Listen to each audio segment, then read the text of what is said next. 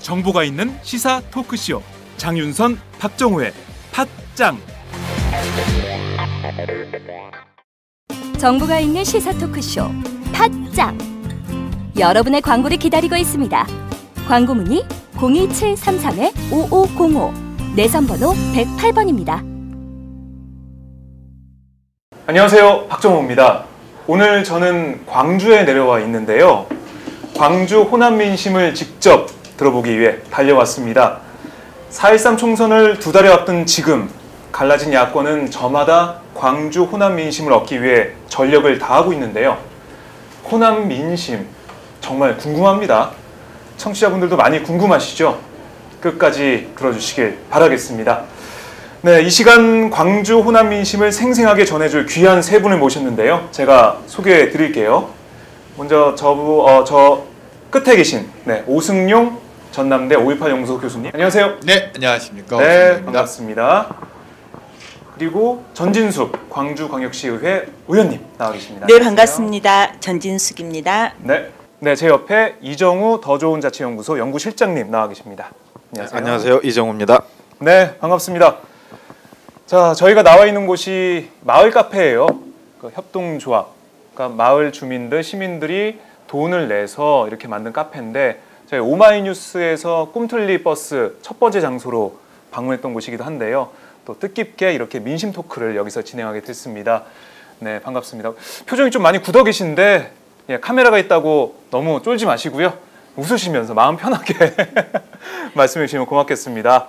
자, 저희가 시간이 많지 않기 때문에 바로 토크로 들어가 보겠습니다. 먼저 청취자분들이 궁금해하실 얘기가 이건 것 같아요. 바로 반문재인 정서 이건데요. 안철수 의원도 그렇고 천정배 의원도 그렇고 다 사실 문재인 대표를 싫어하는 호남 민심을 따르겠다 이렇게 얘기하면서 탈당했거든요. 박수순 의원도 그렇고요. 정말 이 반문 정서가 광주와 호남에 존재하나요? 이게 궁금합니다. 한 분씩 들어보겠습니다. 먼저 교수님부터. 반문 정서라고 말씀을 하셨는데요. 네. 좀 정확히 표현할 필요는 있을 것 같습니다. 호남 민심을 어떻게 정의하느냐의 문제는 호남 민심을 이해하는 방식과 관련해서도 관련이 되어 있기 때문에 그런 측면들이 있는 건데요. 이게 어떤 특정한 정당의 정치 지도자에 대한 호불호의 문제로 접근할 것인가 그 차원인지 아니면 호남 민심 반문 정서라고 되어 있는 것들이 실제로는 기존의 정당과 유권자들이 맺고 있었던 어떤 관계의 근본적인 변화를 시사하는 것인지 저는 단순히 전자의 의미는 아니기 때문에 후자의 의미에 더 가깝다고 보기 때문에 지금 현재의 호남 민심을 단순히 반문 정서라는 감정적인 측면으로 접근하게 됐을 경우에는 보다 큰 흐름, 총선 이후에도 뭐 간파할 수 있는 그런 큰 흐름을 놓칠 우려가 있다라고 보여집니다. 그래서 뭐 조금 있다가 더 뭐 그런 문제들은 얘기를 할 것 같은데요. 외관상 보여지기에 반문 정서로 읽을 수 있는 여론의 흐름들이 존재하는 것은 저는 사실이라고 봅니다. 다만 그 내용을 어떻게 규정할 것인가는 이후 논의 과정을 통해서 좀 더 좀 구체적으로 이야기할 필요는 있을 것 같습니다. 네. 전진숙 의원님 어떻게 보세요? 반문 정서 있습니다. 그런데 이 반문 정서라고 하는 것이 모두가 가지고 있냐, 대부분이 가지고 있느냐, 이 부분은 조금 다른 것 같습니다. 10사람에게 물어보면 10사람 다 각기 다른 생각을 이야기를 하고 있는데요. 저는 반문 정서에 대해서 호남에 있냐 없냐의 질문을 하기 이전에, 그리고 그 답을 하기 전에 이 반문 정서라고 하는 게 어떻게 만들어졌는가, 어떤 사람들이 주로 이야기를 하고 있는가, 이 문제를 들여다봐야 된다고 생각을 합니다. 2003년부터 시작됐던 문재인 대표에 대한 이제 어느 사퇴를 하셨기 때문에 평당원이라고 이야기하고 계시는 전 문재인 대표의 2003년 민정수석으로 계실 때의 거기에 대한 오해부터 시작을 해서 2006년에 지방선거 때 부산의 기자들과 간담회에서 부산 정권이라고 발언했던 그 앞뒤 맥락을 다 떼고 부산 정권이라고 하는 것만 부각을 시켰던 사람들이 누구인지를 한번 볼 필요가 있다고 생각을 합니다. 네. 이게 2015년 2구 전당대회에 박지원 대표가 호남의 민심과 호남의 표를 끌어안기 위해서 문재인 대표를 죽이는 방식으로 호남에서 반문 정서가 강화되는 이런 것들이 이끌어왔고 그것을 지금도 계속 이용을 하고 있기 때문에 저는 처음에 말씀드렸던 것처럼 반문 정서라고 하는 것에 내명을 한 것 자체가 어디로부터 출발한지 우리는 명확하게 좀 볼 필요가 있다는 생각을 하고 있습니다. 네, 있긴 하지만 그게 어디서부터 시작됐는지 그걸 주의 깊게 봐야 된다 이렇게 말씀하셨고요. 네, 이정우 연구위원님. 네, 저도 반문 정서라고 표현을 했는데 네. 반이라는 게 이제 반대한다는 뜻인데 좀 세요. 그래서 뭐 반문 정서까지는 아니고 이제 굳이 좀 완화시키면 비문 정서 정도가 광범위하게 있어요. 이제 비문 정서라고 제가 표현하고 광범위하단 말을 했던 이유는 뭐냐면 네. 반문 정서라고 하는 것은 문재인이라고 한 정치인을 그 전혀 인정하지 않는 맥락이 있는데 비문 정서라고 하는 것은 문재인이라는 정치인을 아예 X치는 게 아니고 적어도 차기 대권 후보라든가 대표라든가 하는 높은 정치적 유상으로까지 인정하기가 어렵다는 면에서 네. 비문 정서가 있는 거죠. 그러니까 문재인이 가지고 있는 개인적 역량, 정치적 역량이나 정치적인 이력으로 봤을 때 현재 지나치게 높은 위치에 있고, 그러니까 많은 권력 자원을 가진 위치에 있고, 네. 또 그 문제는 그것을 제대로 수행하지 못하고 있다는 그 인식이 저는 이제 있는 것 같아요.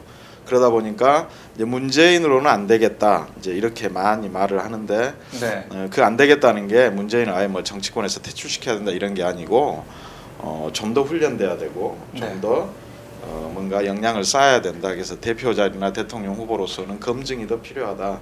이런 차원에서 비문 정서 정도가 광범위하게 있고 굳이 구분하자면 이제 비문이든 반문이든 문재인과는 그렇게 비문이든 반문이든 그것을 구성하는 몇 가지 조합 요인들이 있는데 거기는 이제 정치적 경쟁자들이 하는 부분도 있고 네. 또 광주 시민들이 고유하게 자생적으로 형성된 여론도 있거든요.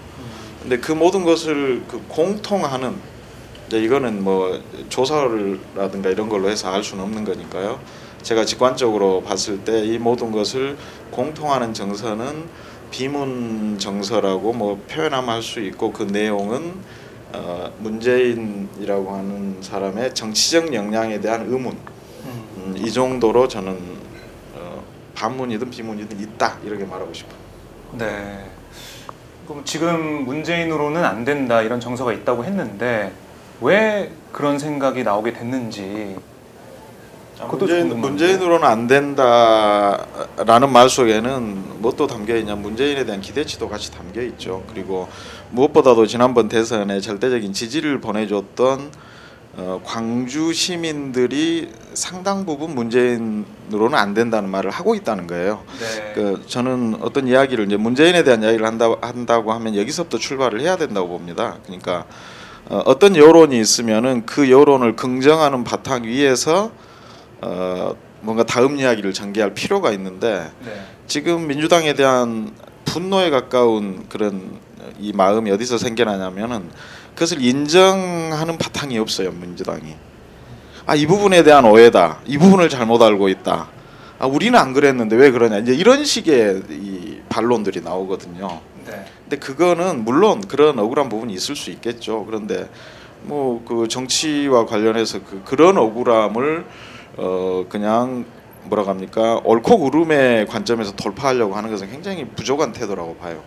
오히려 그 정서가 있는 걸 인정하고 그 정서에서 꼭 좀 챙겨야 될 그 정서도 정치적 자산이거든요.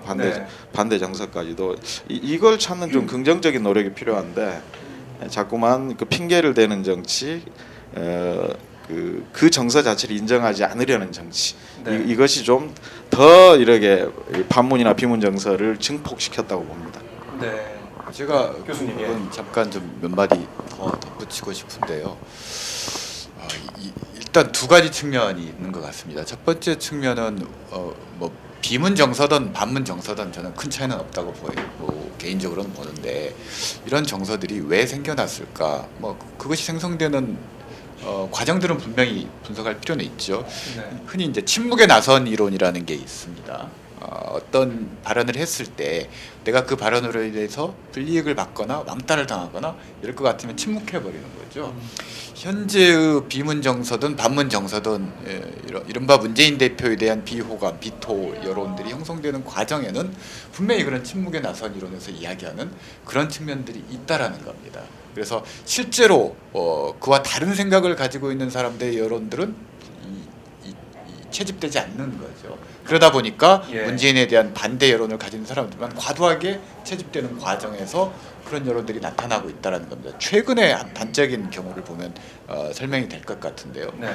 우선 국민의당이 호남에서 광주시당 창당 대회를 했을 때 한 천여 분 정도가 오셨죠.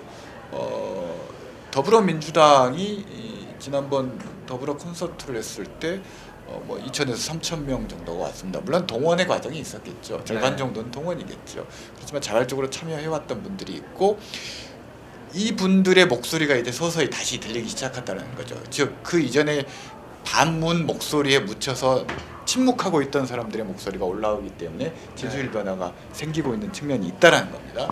그런데 더 근본적인 문제를 한번 생각해 보자라는 거죠. 이런 것들이 왜 생겨났을까? 단순히 문재인 대표의 대선 후보로서 가능성 때문일까? 물론 그럴 수 있습니다. 그런 측면 분명히 존재하고요. 더 본질적인 문제는 사실은 저는 호남의 위기라는 상황과 직결돼 있다라고 보여집니다. 네.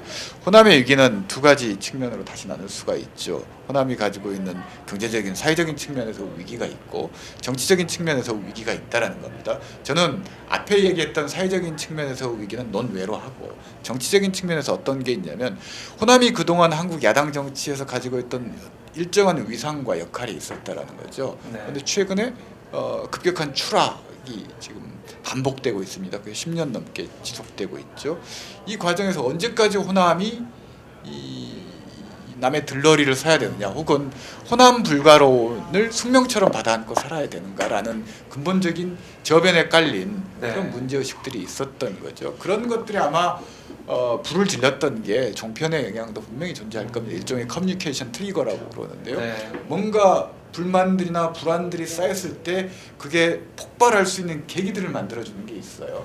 그게 저는 종편이었다고 보는데 그 방향을, 폭발의 방향을 이른바 반문재인, 네. 친노에게 향하도록 했다라는 거죠. 참고로 종편 중 특히 TV조선의 시청률이 제일 높은 곳이 광주라는 거죠. 하루 종일 워낙 정치에 관심이 많으시다 보니까 종편에서 일정한 종편의 프레임과 결합되면서 이런 게 더 증폭되지 않았을까라는 생각을 해봅니다. 그런 해석도 일리가 있네요.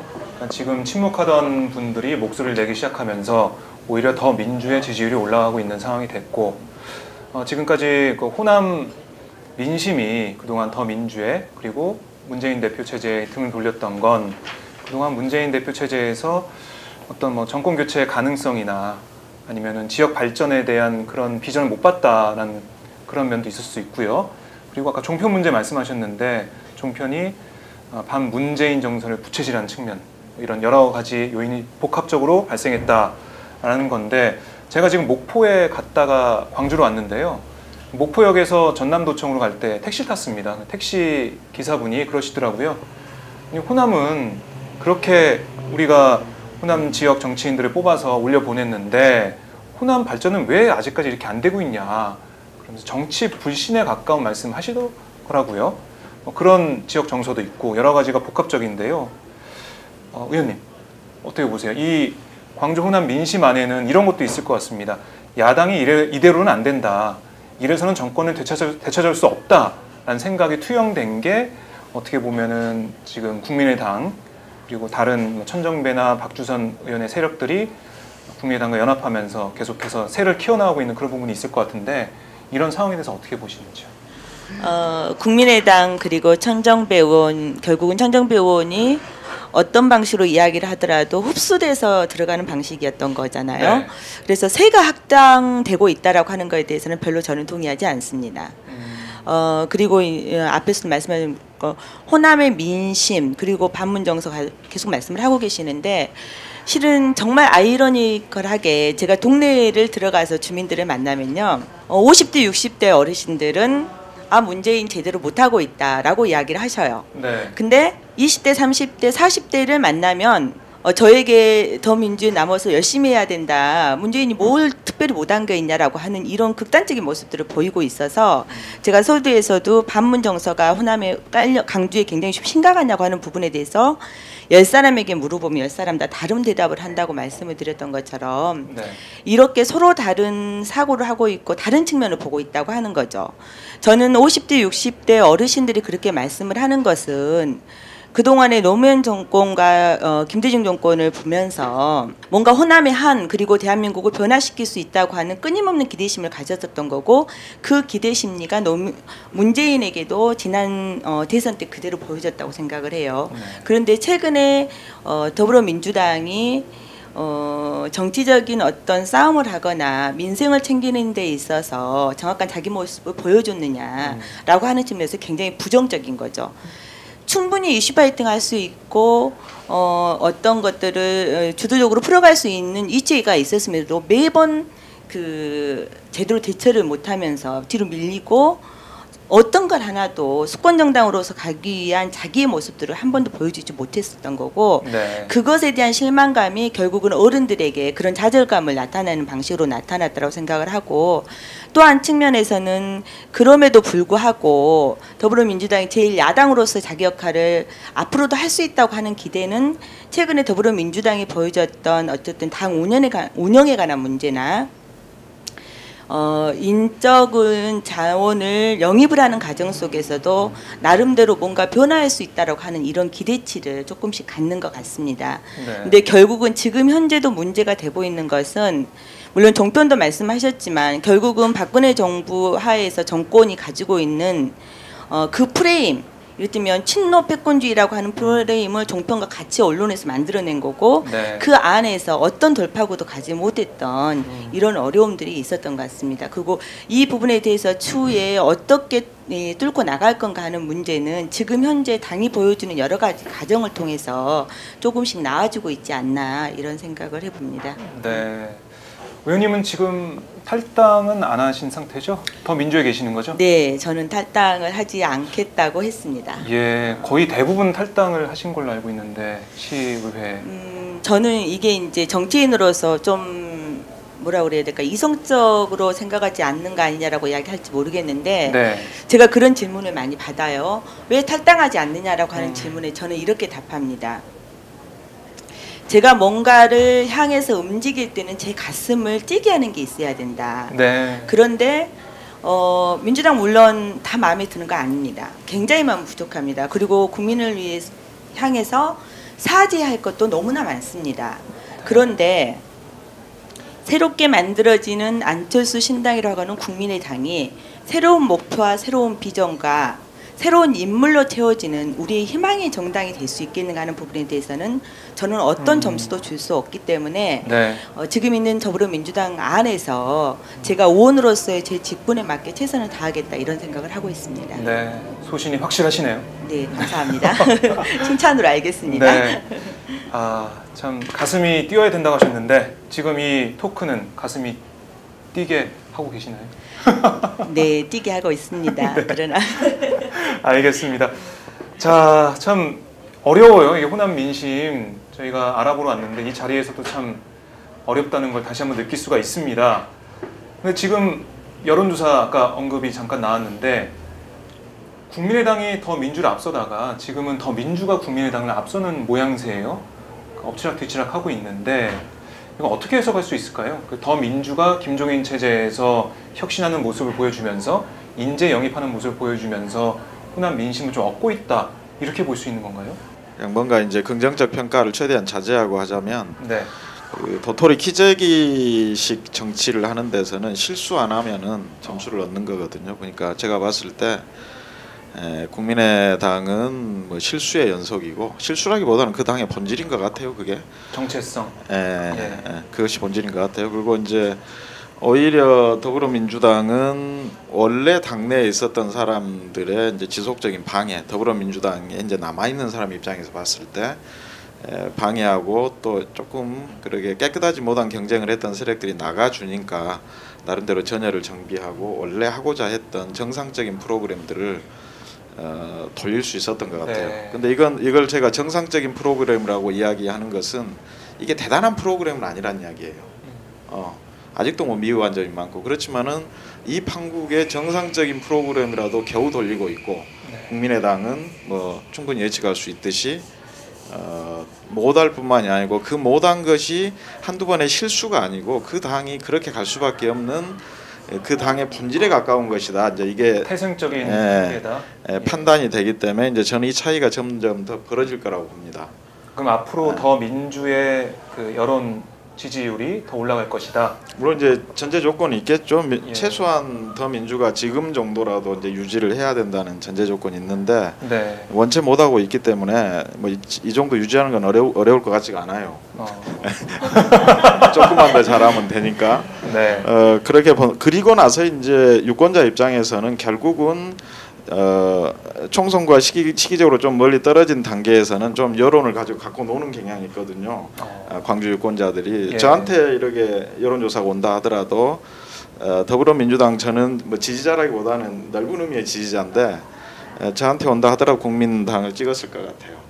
더불어민주당이 각성 좀 시켜야 돼 이러면서. 그런데 이제 정작 진짜로 이제 내 선택이 여론조사 수치에 반영되는 것이 아닌 네. 실제로 이제 선거에 영향을 미치는 단계로 오면은 이제 저 같은 사람들이 그냥 이게 자기 생각대로 하게 돼 있거든요.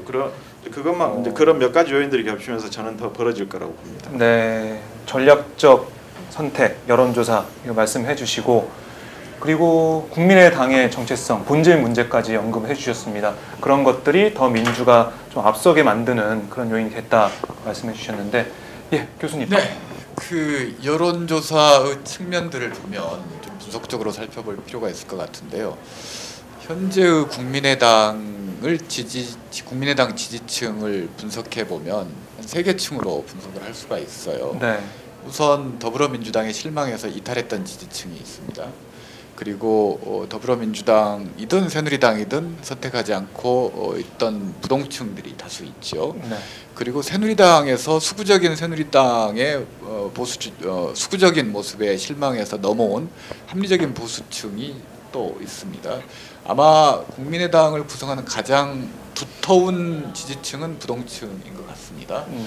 지금 여론조사에서 국민의당 지지율이 빠지고 더불어민주당이 올라가는 건 더불어민주당을 이탈했던 지지층들이 다시 좀 넘어오기 때문에 네. 더불어민주당이 내려오고 더불어민주당이 올라가고 국민의당이 좀 내려가는 그런 국면들이 있는 거죠. 근데 이 부분이 더불어민주당이 좀 자세히 봐야 될 부분이라는 겁니다. 부동층은 그 이전에도 그렇고 앞으로도 그렇고 웬만해서는 더불어민주당을 찍지 않을 가능성이 높은 지지층이라는 거고요. 네. 그리고 합리적 보수주의자들, 이른바 국민의당을 지지하고 있는 온건 보수주의적인 지지층들 역시나 만약에 선명성 경쟁이 한다면 새누리당으로 다시 갔으면 갔지 더불어민주당을 지지하지는 않을 층이라는 거죠. 그럼 여기서 과제가 나오는 겁니다. 한국의 야당의 패턴들이 지금까지 누가 더 잘하나 경쟁이 아니라 누가 더 못하나 경쟁을 네. 해왔지 않습니까? 이쪽에서 한번 헛발질 해주면 누가 실수 안 하냐는 경쟁. 네, 이쪽에서도 걱정 마 내가 있어. 한 번 더 또 헛발질 해줘서 살아날 수 있도록 하고 네. 지금 양쪽에서 하고 있는 게 그런 모습들 그런 모습들이라는 거죠. 네. 결국은 현재의 여론조사에서 더불어민주당이 올라간 것은 기본적으로 기존에 이탈했던 지지층들이 다시 돌아온 효과이긴 하지만 네. 이게 과연 선거라는 것은 3자 구도로 경합을 하게 될 가능성이 높은데 네. 그럴 경우 1위를 해야 되는데 과연 1위를 할 수 있을 정도의 충분한 지지율인가? 네. 그렇다고 더불어민주당이 올랐다고 해서 국민의당의 정체성 문제 있죠. 그리고 실력도 뭐 그렇게 있어 보이지는 않습니다. 제 개인적인 네네. 평가입니다만 그렇다고 해서 그 지지층들이 한꺼번에 빠질까? 혹은 더불어민주당으로 이동할까? 네. 웬만해서는 그러기 힘들 거라는 거죠. 그러면 거기서 전략적으로 더불어민주당이 이번 선거를 판단하고 대응책을 수립해야 된다는 겁니다. 그걸 돌파하는 건 어떻게 해야 되는가? 첫 번째는 숫자를 줄이는 거겠죠. 3자 구도에서 1위를 할 수 없다면 결국은 숫자를 하나 줄여서 양자 구도를 만들어야 되겠죠. 그게 아니라면 두 번째는 아주 어려운 과제이긴 하지만 두 정당과 비교했을 때 압도적인 우위를 가질 수 있는 인물과 뭔가 콘텐츠를 내놔야 되겠죠. 네. 근데 두 번째 가능성은 저는 지금까지의 경험칙으로 보면 그다지 높아 보이지는 않습니다. 쉽지 않죠. 네. 네. 여기서 고민이 있겠죠. 야권 연대 부분들이 그래서 양쪽 모두 지금 쌓인 감정, 켜켜이 쌓인 감정의 골로 보면 도저히 할 것 같지 않은데 뭐 어떻게 풀어나갈지 뭐 제가 결정하는 건 아니기 때문에 한번 지켜보겠습니다.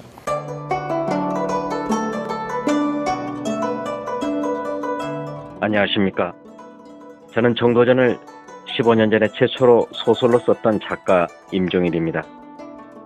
사실 정도전을 소설로 쓰는 데만 10년이 걸렸는데 그 시절 무명의 고달픈 심신을 양꼬치와 고량주로 달래주었던 풍무 양꼬치. 풍무 양꼬치는 월드컵 4강의 기쁨도 나라골 우습게 돌아가고 분통이 터질 때도 늘 함께했던 안식처이자 사랑방이었습니다. 진짜 정의파인 주인장은 세상을 뒤집어 푼 남자 정도전을 누구보다 먼저 알아보았고 그래서 제 소설 정도전은 역사의 곡이 없습니다. 풍무 양꼬치 역시 맛과 양심이 살아있습니다. 좋은 사람끼리는 꼭 만나야 합니다. 어떻습니까? 오늘 풍무 양꼬치에서 만납시다. 2호선 구로 디지털 단지역으로 오세요. 예약 문의 02809-9292 02809-9292. 팟짱 애청자라고 하시면 정성 가득 담긴 서비스도 나갑니다. 풍무 양꼬치 대전 테크노밸리점 그랜드 오픈. 참 이 더 민주가 지금 앞서가는 상황이라고 해도 마음을 놓을 수 없는 그런 분위기인데요. 예, 의원님 하실 말씀이 많은 것 같아요. 표정이요. 예. 심장이 뛰고 있어요. 가슴이 뛰고 있어요. 제가 너무 죄송합니다. 그런 건 아니고요. 제가 죄송하다고 말씀드리는 거는 정말 마음속으로 하는 안도의 한숨까지는 아니지만 한숨 좀 돌린 것 같아요. 네. 이렇게 계속 가서 민주당이 추락을 하면 어떨까라고 하는 그런 불안감이 솔직히 있었던 건 사실이고요. 그럼에도 불구하고 그 희망을 어떻게 일굴 수 있을까 네. 이 고민을 굉장히 좀 치열하게 했기 때문에 하는 이런 한 곱이 넘겼구나 이런 생각을 하면서 너무 죄송하게 실수하지 마라. 실수하지 마라. 네. 우리 이종우 실장도 이야기했던 것처럼 더 좋은 것을 만들기 위해서 어떻게 노력을 할 것인가라고 하는 그 관심에 대한 집중보다는 4.13 총선까지 실수하지 마라 라고 이야기 마음속에서 애치고 있는 것 같아요. 예. 왜냐하면 이게 마이너스 정치가 뭔가 플러스 정치를 만들어내는 것보다는 마이너스 정치하면 안 되고 마이너스 정치가 될 수 있는 소재를 어떻게든지 최대한 차단시켜내는 것이 좋겠다라고 하는 이런 것. 그동안에 이것이 저도 이제 답습해온 정치의 모습이었던 것 같아요. 그래서 그렇고 그럼에도 불구하고 저는 더불어민주당의 흐름이 큰 물줄기의 흐름은 약간 선회를 하고 있다고 생각을 하지만 그 물줄기의 흐름 자체가 언제든지 저는 바뀔 수 있다고 생각을 하는 거고요. 예. 더불어민주당이 교만해서는 안 된다. 그리고 지난해부터 혁신위원회에서 발표했던 그 내용들이 제대로 진행될 수 있도록 그리고 네. 그 많은 욕을 먹으면서도 문재인 대표가 가졌던 진정성은 믿어준 거잖아요. 네. 그러면 그 진정성이 현실에서 그대로 반영될 수 있도록 새로 채워진 선대위나 비대위에서 가지고 갔으면 좋겠다. 그렇지 않는다라고 했을 때는 한 번 배신을 당하고 그 배신의 정치에서 연장선상에 있던 유권자들은 언제 또 배신할지 몰라라고 하는 불신을 가지고 지금 더불어민주당을 바라보고 있는 거고요.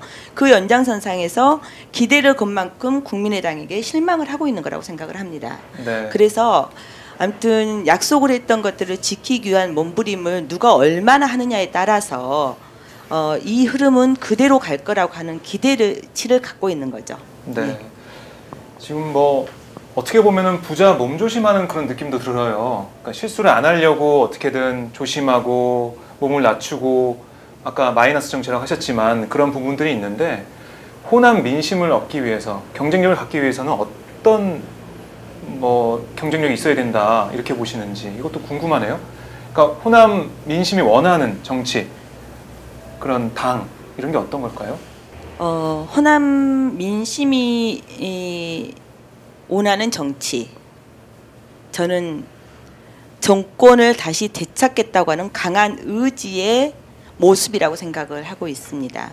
최근에 제가 어떤 신문사에 신년대담을 하면서 한 분 그 참석했던 패널 한 분이 이런 말씀을 하시더라고요.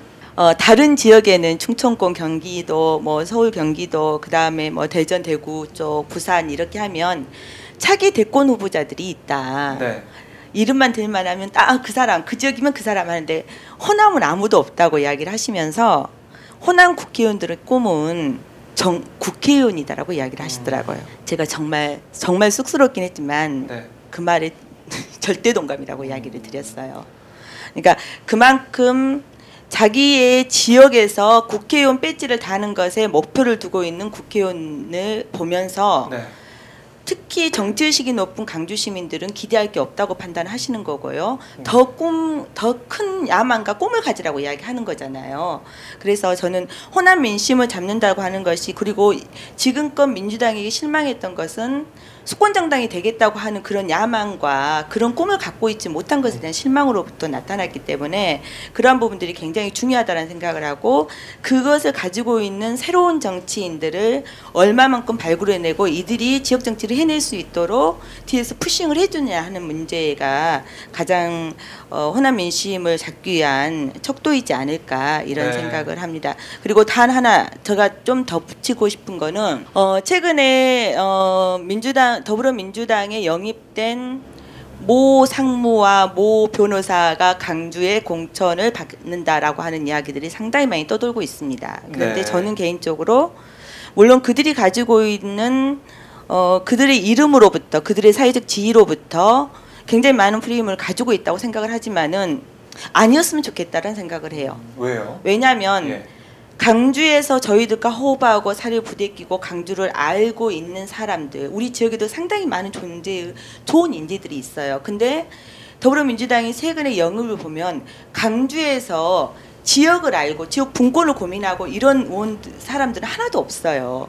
강주도 마찬가지입니다. 네. 그래서 이왕이면 조금 부족해도 강주에서 사람을 키워야 되고 그분들을 공천할 수 있고 그분들을 키워나갈 수 있는 발판을 한다면 지난 저희가 보궐선거 때도 강주에 있는 사람이 됐으면 좋겠다고 하는 이름에도 불구하고 전력공천하는 방식으로 서울에서 꽂은 거잖아요. 그래서 강주의 민심을 잡는다고 하는 것은 중앙에서 있는 사람들을 강주의 유명한 사람들을 내려받는 방식이 아니라 강주의 이야기를 해줄 수 있는 우리 사람들 이 지역의 사람들을 하는 것도 호남 민심을 잡는 방법 중에 저는 하나라고 생각하고 있습니다. 예. 어떻게 보면 시의회에서 활동하고 계시니까 또 절실하게 이렇게 말씀하시는 것 같은데요. 특히 그 말씀이 가슴에 와닿습니다. 뭐 다른 야망이나 꿈이 있는 게 아니고 배지 한번 더 달려고 어떻게든 지역에서 공천 받으려고 이러기 위해서 정치를 하고 있는 모습이 보인다 이런 부분인 건데요. 실장님, 뭐 이런 부분들에 대해서 많은 우리 광주 시민들 호남 민심이 실망하고 여기에 대해서 비판적인 목소리를 내고 있는 거죠. 어떻습니까? 네, 이제 전진수 의원 이야기에 이제 상당 부분 동의하고요. 네. 조금 이제 결이 다른 부분에서 제가 좀 드리고 싶은 이야기는 그러니까 정치 행위의 동력이라든가 목표를 정권 교체 하나로 귀속시키는 것은 좀 위험하고 실제로 광주 시민들이 그러는 것 같지도 않아요. 네. 그러니까 전공 교체는 물론 중요하죠. 그것은 거의 대전제와 같습니다. 대전제와 같기 때문에 오히려 이제 이 하부 개념이라고 할 수는 없고 네. 같이 이렇게 모여들어야 하는 몇 가지가 있죠. 일단 쉽게 말하기 위해서 전공 교체 여부를 떠나서 야당 역할을 먼저 잘해줘야 되는 거거든요. 지금 현재 야당 역할. 나쁜 법이 만들어지려고 하면 막아야 되고 네. 좋은 법은 제정하는 데 최대한 노력해야 되고 몇 가지 이제 국민의 삶과 직접적으로 아주 민감하게 연결된 부분에서는 어떤 수를 써서라든지 어떤 역할을 해야 되고, 그러니까 지금 이 자리의 역할이 없이 몇 년 뒤에 전공 교체만 이야기하는 것, 네. 그것은 현재의 정치를 다 황폐화시켜 버리는 거거든요. 이제 그 부분에 대한 불만이 또 있는 거죠. 그러니까 전공 교체는 뭐 당연히 원하는 거기 때문에 그거 좋다. 전공 교체를 할 수 있는 역량을 보여달라. 근데 그 역량은 지금 보여주는 거예요. 구호로 외치는 게 아니고 지금 야당의 역할을 얼마나 잘하느냐로 보여주는 거죠. 뭐 그런 얘기 하더라고요. 야당 의원들을 만나면은 아니 우리가 지금 국회 선진화법도 있고 이런데 몸으로도 할 수 없고 뭐 야당이 어떻게 하란 말이냐 이런 말씀하시는 분도 있어요. 솔직히요. 그러니까 국회 선진화법은 오히려 의석수가 상대적으로 적은 쪽에 더 유리한 법인데 야당이 네. 그렇게 말할 필요가 없죠. 오히려 좀 웃기는 이야기죠. 그리고 이제 제가 하려고 한 이야기를 전지석 의원이 이제 먼저 가로채 가지고 좀 해버린 게 있어요. 네. 폭풍 전야라고 해야 될까? 지금 민주당이 더 민주가 건네야 될 큰 강이 하나 있는데 네. 영입 인사들 처리입니다. 저는 이제 현직이 아니기 때문에 뭐 선출직도 아니기 때문에 네. 바로 이야기할게요. 영입 인사들 이제 저는 광주만 가지고 이야기를 하자면요. 네. 특히 이제 광주 출신들을 어떻게 처리하느냐예요. 음. 근데 광주로 오더라도 정당한 과정을 꼭 거쳐야 되고요. 경선 말씀하시는 거죠? 경선이 됐든 뭐가 됐든 네. 1차적인 심판의 과정을 거쳐야 됩니다. 만약에 영입 인사들 중에 꼭 필요한 부분이 있으면 오히려 비례대표를 배치해야 된다고 봐요. 오히려, 지역으로 보내지 말고요. 오히려 비례로 배치를 예. 해야 되고 비례의 원래 취지에 맞는 그런 영역이 있다면 그러지 않는 분들이라고 하면 이것을 무슨 광주의 뭡니까 영입에 대한 선물을 주듯이 지역구를 이야기하는 것은 광주 시민으로서는 굉장히 불쾌하고 아주 혐오스러운 이야기예요. 그것은요. 근데 그 과정이 남아 있습니다. 그래서 제가 또 좀 더 건방지게 이야기하자면 네. 양향자, 오기영, 김민영 이런 분들 정말 좋은 분들입니다. 네. 좀 더 괜찮은 분들이에요. 그런데 광주에는 이만한 자기 희생 혹은 자기 성취를 한 분들이 없느냐? 충분히 있어요. 여기도 140만 도시거든요. 네. 그리고 또 하나는 광주는 이제 이게 5.18 이후 5.18까지도 아니고 이제 동학 때부터 지금까지 보더라도 네. 자기 희생에 좀 익숙한 도시가 돼버렸어요. 이게 꼭 좋은 것만은 아닌데 그래서 양향자의 눈물이나 오기영의 5.18 묘지에서 눈물의 진정성을 저희들이 이해는 합니다만은 네.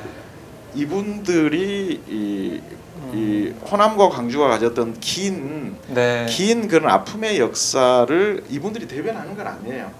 그래서 이분들의 역량을 존중하지만 광주가 떠받들여야 될 의무도 없고 그럴 만하지도 않다. 네. 이것이 제 생각이고 만약 본격적으로 공천구매에 들어서면 이런 이야기가 꼭 나올 겁니다. 네, 이 좋은 지적을 해주셨는데요. 참 특히 뭐 첫 번째로 야당이 야당 역할을 잘 해야 된다. 지금부터 수권 정당을 준비하고 정권 교체를 준비하는 모습이 필요하다. 이게 절실하다 이런 말씀 해주셨고요. 두 번째 역임 인사들의 그 지역 배치 이런 문제들 이게 지금 뭐 어떻게 보면 전리품 나눠주듯이 상주듯이 지역을 배분해서는 안 된다. 정당한 과정이 있어야 된다 이런 말씀 해주셨습니다. 약간 교정하자면 네. 지금부터 뭐 수권 정당이 아니고요. 네. 원래 야당은 평소에 언제나 있어야 돼요. 근데 언제나 못했죠. 근데 지금까지 못한 것은 이제 봐줄 테니까 시간이 이미 지났고 예. 봐주고 지금 뭔가 그래도 전열을 정비하고 잘하려는 모습을 보이니까 이제 지금부터라도 잘해라. 지금부터 잘해라. 네, 알겠습니다. 자, 이 문제를 더 짚어보죠. 뭐 아까 영임 인사들의 그 출마 문제, 지역구 출마 문제에 대해서 얘기를 했는데 저희가 서울에서 볼 때, 다른 지역에서 볼 때는 아니 좋은 인사들이 왔으니까 이 인사들을 키울 수 있게 그런 지역에 뭐 연고지나 아니면 이런데 보내서 출마하게 하는 거는 뭐 그렇게 할 수 있는 거 아니냐라는 생각을 좀 하실 것 같아요. 국회의원들은 저는 그 부분은 조금 의견을 달리합니다. 네. 모든 국회의원이 다 대권을 꿈꿔야 되나요? 그럼 손은 누가 키우는 거죠? 그러니까 저는 호남 유권자들이 이 호남 정치인들에 대해서 분노하고 네. 이러는 것들이 대권을 꿈꾸지 않아서일 거라고 생각하지는 않습니다. 물론 호남 출신 유력 정치인 중에 한 사람이 대권 주자로서 성장하는 것을 바라보는 마음이야 지역 유권자 입장에서 얼마나 흐뭇하겠습니까? 네. 근데 그 흐뭇하지 않은 마음이 드는 가장 큰 이유 중에 하나는 국회의원도 똑바로 못한다는 거죠. 사실은 문제는 거기에 있는 거죠. 그 문제를 짚어야지 꼭 호남의 유권자들이 마치 뭐 대권에 대한 뭐 이런 것이 있어서 네. 대권을 꿈꾸지 않은 정치인에 대한 그 불만으로 하는 것은 기존의 정치인들이 국회의원으로서의 활동을 못했던 것에 오히려 면죄부를 준 수도 있기 때문에 그 부분은 좀 조금 의견을 달리하고요. 네. 영입 인사 얘기를 하셨으니까 이렇게 이 비유가 좋은 비유는 아니라서 혹시 오해를 하실 수도 있을 것 같은데 절대 뭐 유권자를 비하하기 위한 비유가 아니라는 걸 미리 전제하고 말씀을 드립니다. 네. 낚시를 하다 보면 이런 게 있습니다. 미끼를 잘 써야 고기를 잡을 수가 있는 거죠. 낚시꾼이 좋아하는 미끼를 던졌을 때와 물고기가 좋아하는 미끼를 던졌을 때 어느 쪽에 더 고기가 많이 잡힐까요? 물고기가 좋아하는 미끼를 던져야죠. 그렇죠. 예. 영입 인사 문제도 저는 그렇게 뭐 적절한 비유인지는 모르겠습니다만 다시 한번 말씀드리지만 절대 유권자를 비하하기 위한 건 아니고요. 비유를 하다 보니까 그렇게 된 건데 이런 겁니다. 중앙당과 당 지도부가 생각하는 호남에 좋은 인물, 호남에 필요한 인물과 네. 지역 유권자가 생각하는 호남에 필요한 인물, 호남에 좋은 인물이 같을까? 그럴 것 같지는 않습니다. 지금까지 뭐 호남특위 문제도 문재인 대표 재임 기간 중에 나왔습니다만 네. 거론됐던 박승이라든지 이런 분들이 사실은 지역에서 그렇게 뭐 그 존재감을 인정받거나 뭐 이런 분은 아니요. 지도부 입장에서는 굉장히 좋은 분이었을 네. 겁니다. 그게 이제 엇박자가 난 부분인 거죠. 이번 영입 인사들도 영입의 기준은 표창원 교수 비롯해서 사실은 붐업을 하기 위한 필요성이 당으로서는 있었죠. 네. 그 영입 자체가 잘못되거나 문제가 있다고 보지는 않습니다. 필요한 영입이었고 실제로 호남 이외의 전국적인 판을 놓고 봤을 때 그 영입 인사들이 나름대로 침체된 더불어민주당의 어떤 분위기를 일신하고 전국적으로 붐업을 하는데 굉장히 도움이 되는 분들이라고 보여집니다. 네. 그렇지만 그분들이 과연 그 중에 이제 특히 호남 출신 인사분들이 결국 호남에 오게 되는데 그분들이 과연 광주에서도 그럴 것인가? 그동안 호남 민심이 제1야당에 대해서 민심 위반이 일어나고 불만을 갖게 된 계기 중 가장 중요한 계기가 전략공천이었다라는 거죠. 그 전략공천은 저는 경우에 따라서 필요한 부분이 있어요. 그렇지만 매우 중요한 선거에서 광주 시민이 여기는 경선이 곧 당선인 지역인데 그 상황에서 광주 시민이 선택할 수 있는 기회가 완전히 사라져버렸다는 겁니다. 이건 민주적인 원칙과도 맞지 않는 거죠. 네. 아마 이번 총선에서도 더불어민주당이 국민의당과 경쟁을 해야 되는데 양쪽 정당 다 마찬가지일 것 같습니다. 경쟁 과정, 즉 당의 후보를 정하는 과정에서부터 그동안 호남 정치에서 문제가 되었던 시민적 선택의 권리, 이걸 뭐 지역 인사가 더 좋으냐 아니면 서울 인사가 출향 인사가 더 좋으냐 문제는 저는 뭐 그렇게 따지지는 않습니다만 중요한 건 네. 어느 쪽이 좋은지 유권자들이 당원들이 결정할 수 있는 기회는 반드시 가져야 된다는 겁니다. 네. 그것이 중요하다. 그것이 민주적인 정당이고 당 혁신의 제1의 과제라고 저는 생각합니다. 네. 그러게요. 저 외부에서 볼 때는 이 문제에 대해서 뭐 심각하게 생각을 안 했었어요. 저희는 좋은 인물이면 당연히 지역에서도 좋아할 것이다 라고 생각했는데 이 지역 민심은 그렇지 않다라는 걸 저희가 짚어볼 수가 있고요. 안녕하세요. 오마이뉴스 대표 오연호입니다. 감사합니다. 여러분의 성원 덕분에 바로 어제 오마이뉴스의 10만인 클럽 회원 10,000번째 참여자가 탄생했습니다. 여러분의 응원 덕분에 오마이뉴스는 더욱더 힘차게 권력과 자본의 눈치를 보지 않고 뚜벅뚜벅 참 언론의 길을 갈 수 있게 되었습니다. 계속 성원해 주십시오. 10만인 클럽 회원이 2만 명 정도가 되면 사실상의 진보 종편도 가능합니다. 자, 그 길을 위해 독자 여러분 함께 해주십시오. 감사합니다.